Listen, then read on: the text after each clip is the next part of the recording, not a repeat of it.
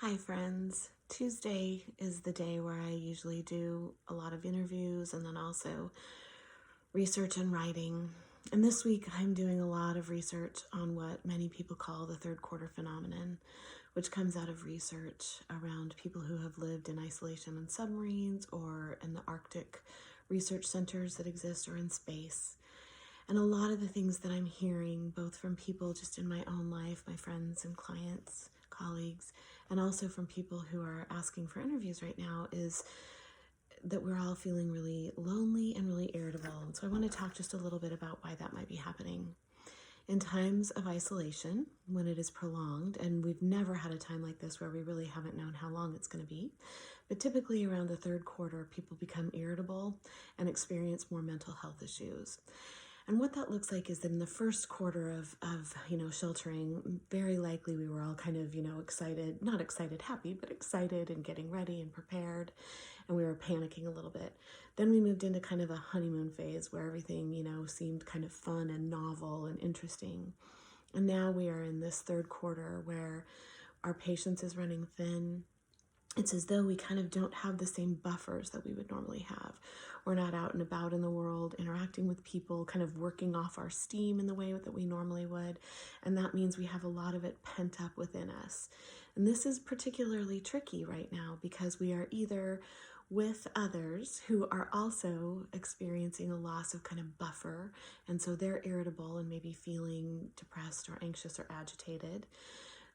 Or we're with just ourselves and we're experiencing that agitation, depression, and very likely most of us are experiencing kind of a diminished frustration tolerance. We're just not as capable of handling frustration in the way that we normally would.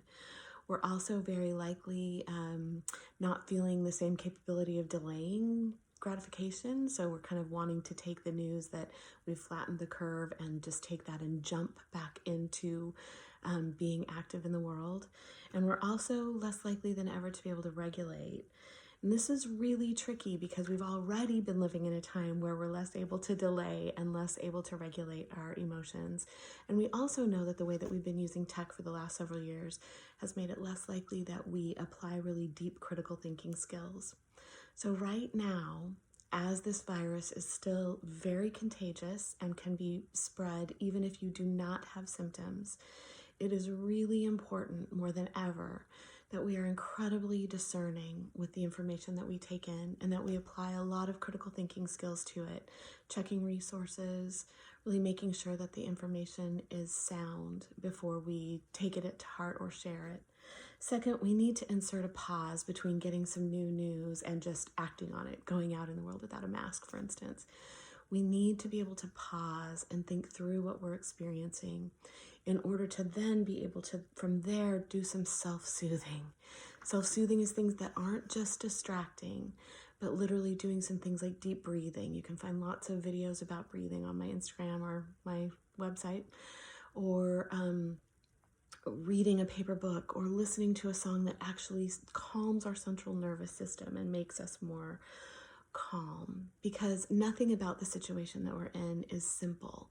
This is very complex, and when we face complexity, that's another time when we can tend to look for simple answers rather than actual robust answers. So we need to be able to be self-soothing. We need to be able to be calm in order to apply all the things we need to get through this time and to continue to keep the curve flat.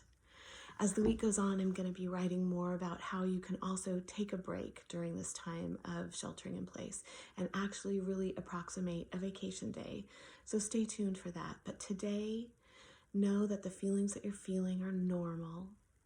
Learn to create a pause. Within that pause, do some self-soothing, apply some critical thinking skills and discernment, and then also begin scheduling a good break for yourself.